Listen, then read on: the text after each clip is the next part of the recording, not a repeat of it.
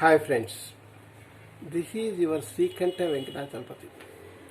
సుమన్ టీవీలో నావి చాలా చూసుంటారు మీరు. ఇప్పుడు సొంతంగా చేస్తున్నాను, చూడండి. ఇన్కమ్ ట్యాక్స్ ఇది అందరికీ చాలా చాలా చాలా ముఖ్యమైనది. ఎందుకంటే మార్చి అయిపోయింది, ఇన్కమ్ ట్యాక్స్ రిటర్న్ సబ్మిట్ చేయాలి. ఈ సంవత్సరానికి ఎస్టిమేషన్స్ కూడా ఇవ్వాలి కదా. సో ఈ రకంగా తీసుకుంటే ఇన్కమ్ ట్యాక్స్ అనేది చాలా చాలా ఇంపార్టెంట్. మనందరికీ తెలిసిన కొన్ని చెప్తాను ముందు. 80C ఇది అందరికీ తెలిసిందే. దీనిలో పిఎఫ్, ఎల్ఐసీలు, ఇన్సూరెన్స్ పాలసీలు, యూలిప్లు, ఈఎల్ఎస్ఎస్ ఇట్లాంటివన్నీ కూడా వచ్చేస్తాయి. Plus principal paid for housing loan కూడా వచ్చేస్తుంది. ప్రిన్సిపల్ ఫర్ హౌసింగ్ లోన్ కూడా వస్తుంది. హౌసింగ్ లోన్ ఇన్స్టాల్మెంట్ సపోజ్ మనం 30,000 కడుతున్నాం అనుకోండి నెల. ఇంట్రెస్ట్ డెబిటెడ్ ఎంత? ఇంట్రెస్ట్ డెబిటెడ్ 6.9% ఇప్పుడైతే దాని లెక్కన వేసుకుంటే సపోజ్ నెల ఒక 18,000 వచ్చింది అనుకోండి కదా యావరేజ్గా. అది ఎంత ఇంట్రెస్ట్ అయింది? ఈ 30,000 12 నెలలు కట్టాం. ఆ డిఫరెన్స్ ఏదైతే ఉందో ఆ ఇంట్రెస్ట్ డెబిటెడ్ అది ప్రిన్సిపల్ ఆఫ్ హౌసింగ్ లోన్ అనమాట. అది అసలు అనమాట. అది 80Cలో చూపించుకోవచ్చు మనం. సో అది ఒకటి. 24Bలో అయితే హౌసింగ్ లోన్ ఇంట్రెస్ట్ 2 lakhs దాకా వస్తుంది. మనకి 2 lakhs దాకా వస్తుంది. సరే, స్టాండర్డ్ డిడక్షన్ ఎదురికి 50,000 ఉంది. సో అది కూడా మనకు బాధ లేదు. మరొకటి ఏంటంటే హౌసింగ్ లోన్లో అఫోర్డబుల్ హౌసింగ్ లోన్ తీసుకునే వాళ్ళు ఉంటే, అంటే పిఎంఏవై కింద, ప్రైమ్ మినిస్టర్ ఆవాస్ యోజన కింద తీసుకుని ఉంటే మరొక 1.5 లక్ష 80EA కింద వస్తుంది మనకి. సో అఫోర్డబుల్ హౌసింగ్ తీసుకున్న వాళ్ళకి ఇంట్రెస్ట్ 3.5 లక్షల దాకా కవర్ అయిపోతుంది. కానీ అంత ఇంట్రెస్ట్కి ఒక 5-6 ఏళ్ల కన్నా పెద్దగా అర్హత ఉండకపోవచ్చు, అది వేరే విషయం. కానీ లాభం ఉంది. సరే, పెన్షన్ స్కీమ్కి, నేషనల్ పెన్షన్ స్కీమ్ కట్టిన దాంట్లో 80CCD కింద 50,000 దాకా ఎగ్జామ్షన్ వస్తుంది. సో 4,000 కట్టాను మినిమం నెలకి చూసుకుంటే మంచిదన్నమాట. సో సంవత్సరానికి 50,000 అలౌడ్ కాబట్టి. అలాగే ఎడ్యుకేషన్ లోన్ ఉంటే దానికి ఇంట్రెస్ట్ మీరు సొంతంగా అయినా సరే, ఒక పేరెంట్గా అయినా సరే కడితే 80E కింద మనకి ఎడ్యుకేషన్లో ఇంట్రెస్ట్ ఎంతైనా వస్తుంది. 2 పిల్లలకి అలౌ చేస్తారు. అయితే 8 years కన్నా ఎక్కువ రీపేమెంట్ పీరియడ్ ఉండకూడదు. అది జాగ్రత్తగా చూసుకోవాలి. కొన్ని లోన్లకు 10 ఏళ్ళు 12 ఏళ్ళు కూడా రీపేమెంట్ పీరియడ్ ఇస్తున్నారు. ఆ 10 ఏళ్ళు ఉన్న రీపేమెంట్ పీరియడ్ తీసుకోరు. 8 ఏళ్ల వరకే ఎలిజిబిలిటీ వస్తుంది అనమాట. అది జాగ్రత్త పడాలి.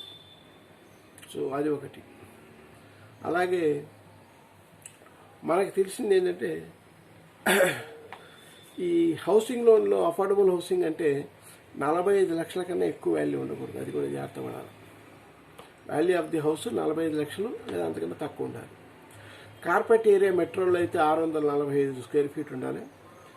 ఏ క్లాస్ సిటీస్లో అంటే 1,00,000కి 10 లక్షలకు మధ్య ఉన్న ఊళ్ళలో 968 స్క్వేర్ ఫీట్ పర్మిటెడ్. సో అదొకటి. అలాగే సెక్షన్ 24 కింద అయితే occupied by owner house or vacant house అయినా కూడా మనం దాన్ని సెక్షన్ 24లో హౌసింగ్ లోన్ ఇంట్రెస్ట్ క్లెయిమ్ చేసుకోవచ్చు 2 lakhs దాకా. అదొకటి. సో ఈ ఎడ్యుకేషన్ లోన్కి బ్యాంక్ సర్టిఫికేట్ కంపల్సరీ కావాలి. బ్యాంక్ సర్టిఫికేట్ ఉంటేనే ప్రిన్సిపల్ ఎంత కట్టారు, ఇంట్రెస్ట్ ఎంత కట్టారు ఇస్తారు. ఆ యొక్క ఇంట్రెస్ట్ 2 పిల్లలకి పర్మిటెడ్ కాబట్టి ఈ రకంగా ఇన్కమ్ ట్యాక్స్ తగ్గించుకోవచ్చు. సో ఓవరాల్గా 5 లక్షలకి మనం ట్యాక్సబుల్ ఇన్కమ్ దించుకోగలిగితే up to 5 lakhs taxable income ఉంటే ట్యాక్స్ కట్టక్కర్లేదు. మామూలుగా అయితే 2.5 లక్షల దాకా ట్యాక్స్ లేదు. 2.5 నుంచి 5 దాకా 5% ఉంది, అంటే 12,500 కట్టాలి. కానీ డిడక్షన్స్ అన్నీ పోను 5 లక్షలకు మనం దించేసుకోగలిగితే లోను ట్యాక్స్ కట్టాల్సిన అవసరం, ఆ 12,500 కూడా మిగులుతుంది అన్నమాట. అదొకటి అడ్వాంటేజ్.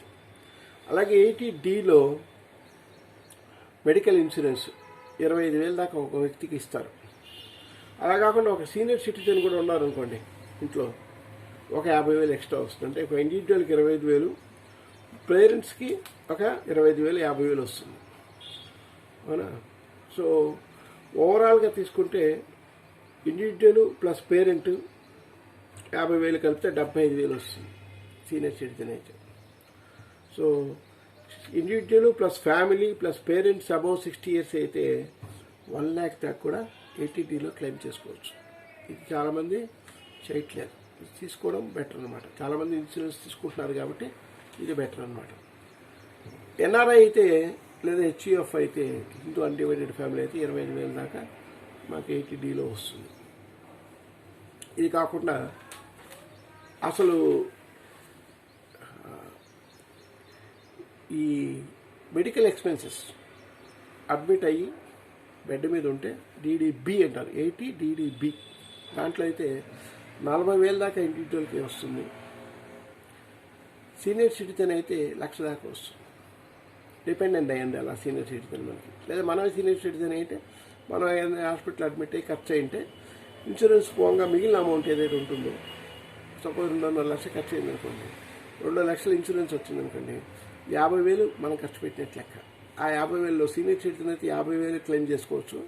సీనియర్ సిటిజన్ కాకపోతే 80 డీడీబీ కింద 40,000 క్లెయిమ్ చేసుకోవచ్చు. సో ఇదొక ఫెసిలిటీ ఉందన్నమాట.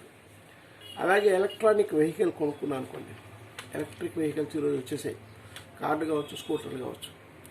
ఇవి కొనుక్కుంటే 1.5 lakhs దాకా ఇంట్రెస్ట్ ఎగ్జామ్షన్ ఉంది. So 80 EEB, B for bike. So దాన్ని మనం కొనుక్కోవచ్చు. సో ఎల్టీఏ, కొంతమందికి ఎల్టీఏ వాళ్ళ ప్యాకేజీలో ఉంటుంది.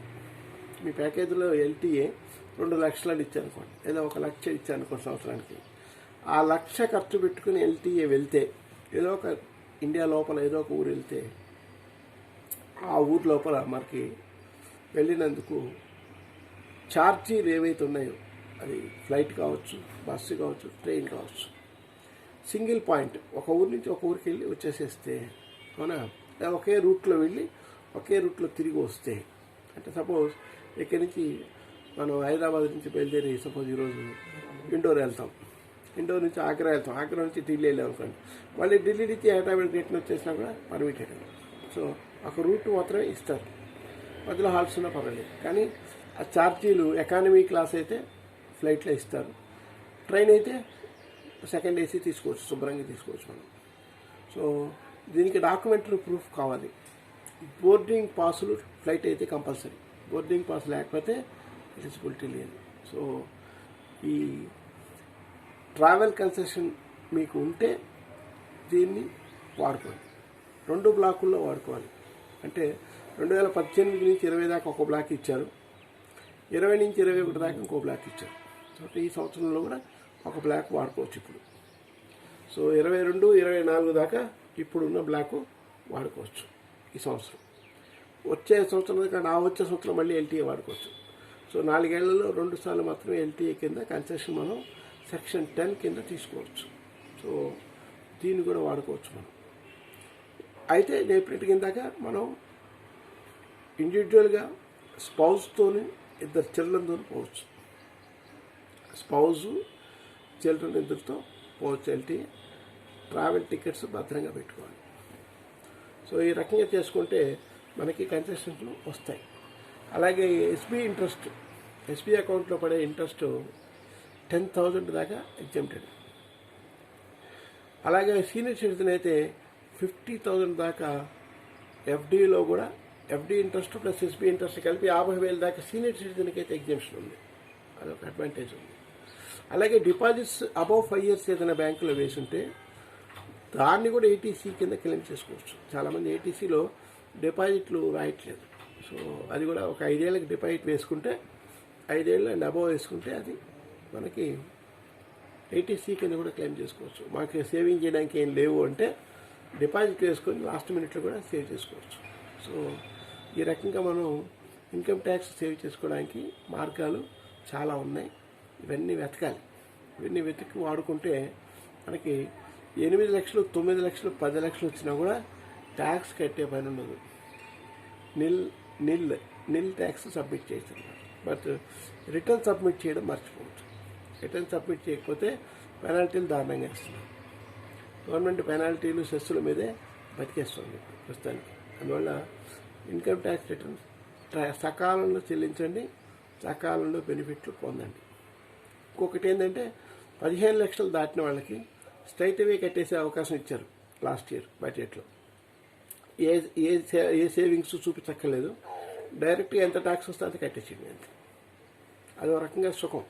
20 లక్షల పైన ఆదాయం ఉన్న వాళ్ళకి అది చాలా సుఖం. ఇవన్నీ కూడా ఈ డిడక్షన్లో పాడు పరదశ ఇవన్నీ చూపించుకోవాల్సిన అవసరం లేదనమాట. అయితే 20 లక్షల ఆదాయం ఉన్న వాళ్ళకు కూడా ఒక ఫెసిలిటీ ఉంది. ఈ పాత స్కీమ్ ప్రకారం అయితే పాత స్కీమ్ని అడాప్ట్ చేసుకుంటే హౌసింగ్ లోన్ తీసుకుంటే మనకి లాభం ఉంటుంది. 20 లక్షలు ఉన్నప్పుడు 2 లక్షల హౌసింగ్ లోన్కి పోతుంది కదా, ఆదాయం 20 లక్షలు సంవత్సరానికి ఉన్నప్పుడు. ఎడ్యుకేషన్ లోన్కి పోతుంది, స్టాండర్డ్ డిడక్షన్ పోతుంది, ఏటీసీ పోతుంది. పోతే మెల్లగా మనం 14 లక్షలకు 13 లక్షలకు వచ్చేస్తాం. సో అప్పుడు కట్టే ట్యాక్స్ తగ్గుతుంది. సో 20 లక్షల దాకా ఉన్నవాళ్ళు కూడా ఈ డిడక్షన్స్కి ఎక్కువ ఇంపార్టెన్స్ ఇవ్వండి. మీరు పేరెంట్స్కి ఒకవేళ ఇన్సూరెన్స్ కట్టినా కూడా పేరెంట్స్ డిపెండెంట్ అయితే అది కూడా ఎలిజిబులే. సో ఎలిజిబిలిటీలు ఉన్నవన్నీ వాడుకోండి, తక్కువ ట్యాక్స్ కట్టండి, ఎక్కువ ఖర్చు పెట్టుకోండి, హ్యాపీగా బతకండి. బాయ్.